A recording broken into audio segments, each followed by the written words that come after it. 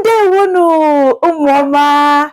You are welcome to another beautiful moment with your amazing teacher, Princess.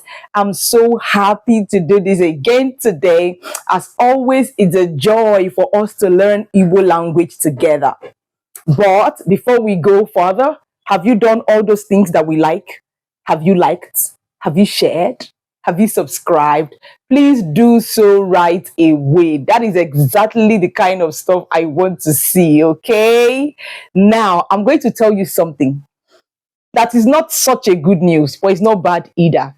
And that is that because of summer lessons that begin in this coming week, we won't be available to run videos like this on YouTube for a while.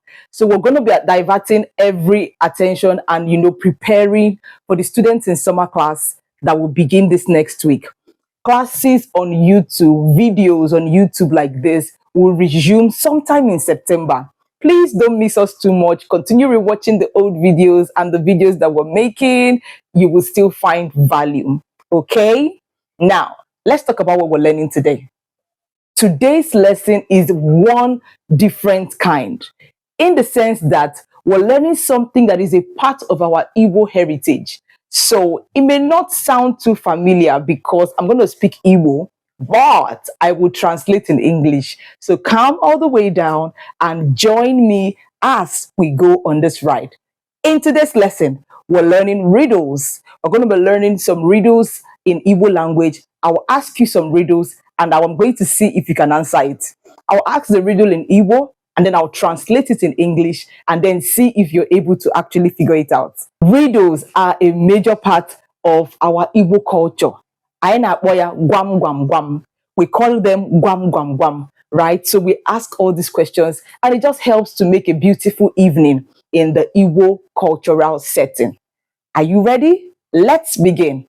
The first question I'm going to ask you is gwam gwam gwam. Gwam mmadụ abụọ na-aga n'ụzọ. Mmiri na-ama otu onye, mana ọ naghị ama onye nke ọzọ. That simply means, tell me two people who are walking on the road and maybe the rain is falling, but that rain touches only one person. It doesn't touch the other person. Can you guess? Try to see if you know the answer and just say it. Say what you think is the answer. I'll say it again in Igbo. Gwam gwam gwam gwam mmadụ abụọ na-aga n'ụzọ. Mmiri na-ama otu onye, mana ọ naghị ama onye nke ọzọ. The answer is nwaanyị dị ime, a pregnant woman. When a pregnant woman is walking on the road, even if the rain is beating her, it doesn't beat the child that is in her womb, right? Hooray! Clap for me, clap for me, clap for me, clap for me. I'm teaching you something that is a major part of the Igbo culture. The second question. Gwam gwam gwam. Gwam ama Chineke zara. Anaghị eruchi ahịhịa. Gwam ama Chineke zara. Anaghị eruchi ahịhịa. What that means is, tell me that compound or the environment that God has personally swept and arranged and it never grows grass again. This riddle is gotten from the traditional Igbo heritage where there were no, there's nothing like interlocking, no German floors, and you just have compound that has sand in it. And after sweeping the compound, sometimes you still see grasses growing. All right. Now, the question is, what is that compound or environment that God has swept that grasses can never grow, even without interlocking or, all these modern things that we do right now? So did you get it? Can you even think about it? Just try to think. Just try to think. The answer, I'm going to tell you the answer. The answer is eligwe. Eligwe means the sky or the heavens, right? Clap for me. Excellent. Let's go to the third riddle. The third riddle I'm going to ask you today is gwam gwam gwam. Gwam ihe kerisi ria elu. Gwam gwam gwam. Gwam ihe kerisi ria elu. Tell me something that tied his head or her head like a scarf and then climbed up. Can you figure it out? Can you figure it out? Do you know? The answer is Ochicha. Ochicha is the word for cockroach. So it is believed that the antenna that the cockroach has is like the scarf it is tying, and then it's using it to climb up the wall, sometimes in different places. Do you understand? That is actually the meaning of the riddle. The second question I'm going to ask you, no, not the second, the fourth. The fourth question I'm going to ask you is, Gwam gwam gwam, gwam okwo nwa arielu. Gwam okwo nwa arielu. Tell me that thing that can back its child and still climb up. This one should be very easy. Think, think, think. It's an animal. I'm giving you a clue. It's an animal. Gwam gwam gwam, gwam okwo nwa arielu. Okwo nwa ya n'azụ wee na-arị elu. It can back his child and still be climbing. Did you get it? Oh, I'll tell you. I think maybe you got it. But even if you didn't get it, let me tell you the answer. The answer is enwe. And enwe means monkey. So you see, the monkey can always carry his child and just jump from one tree to the other, right? That's the thing about the monkey. Clap for me. Good. The next riddle, number 5, is Gwam ihe bụ nke gị. Gwam gwam gwam. Gwam ihe bụ nke gị. Mana ndị mmadụ ndị ọzọ niile ka gị nwere ya. Tell me something that is your own, but other people own it more than you. Other people use it more than you.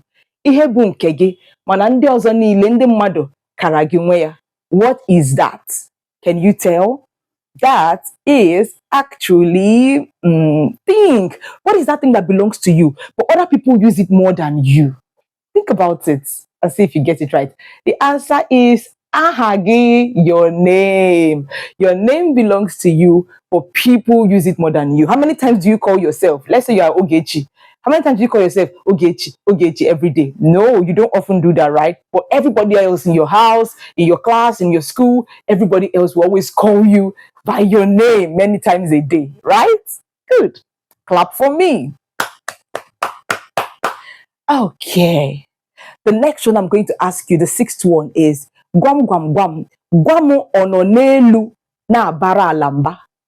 Gwam gwam gwam gwam ono n'elu na bara alamba. Something that is up and shouting or scolding at, something that is down. It is up but scolding the land, scolding, things that are down here. Think about it. What is that thing that has a loud noise or a loud voice that we down here can feel? Is it very easy? Guess.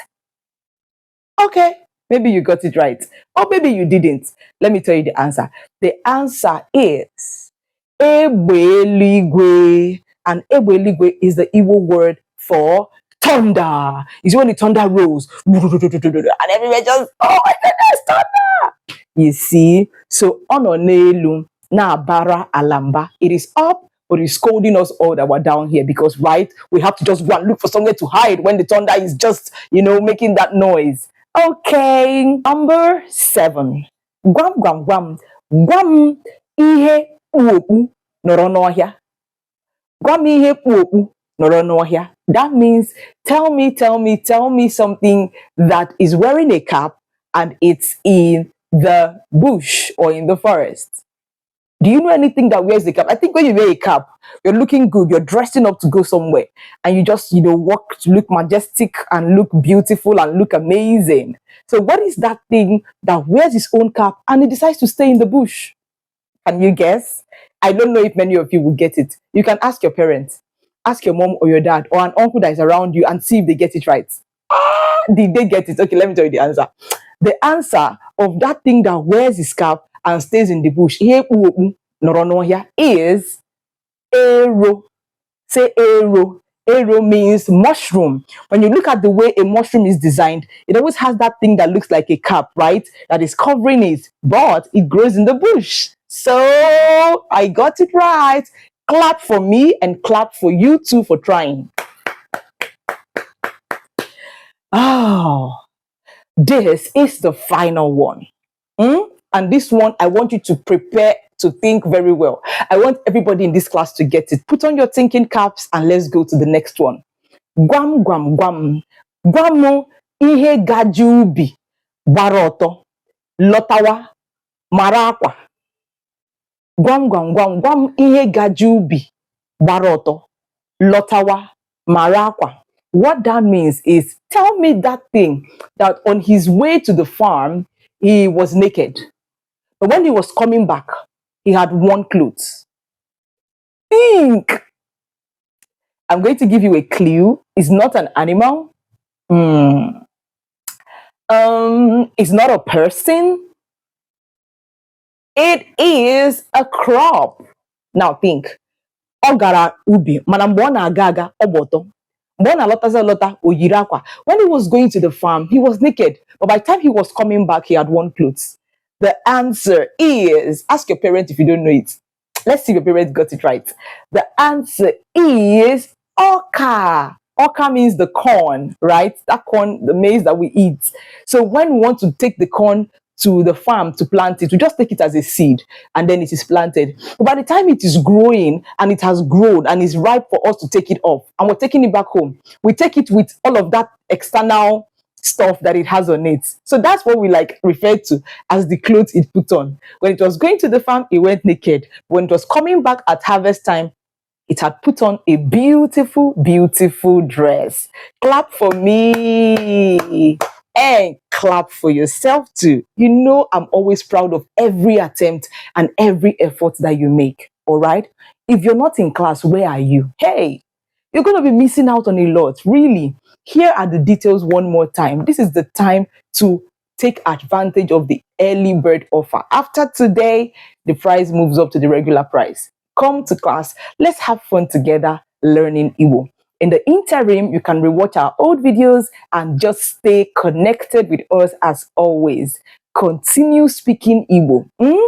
This will be all for today. But as always, I will encourage you. Na sukwu Igbo maka na gịnị? Igbo amaka. Ka ọ dị.